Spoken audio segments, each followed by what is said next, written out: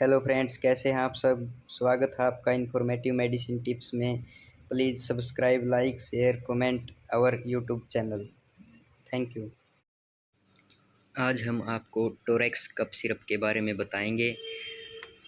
अगर हम इसकी मैन्युफैक्चरिंग की बात करें तो टोरक फार्मास्यूटिकल कंपनी इसको बनाती है।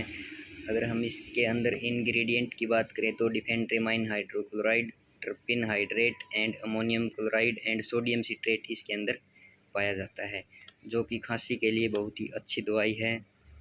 अगर हम इसके उपयोग की बात करें तो सूखी खांसी के लिए, ड्राई कफ और स्मोकर्स कफ यानी कि स्मोकिंग करने वाले लोगों के जो खांसी होती है उसमें उपयोग किया जाता है।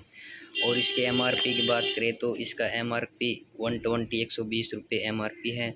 आसानी से हर मेडिकल पे उपलब्ध है।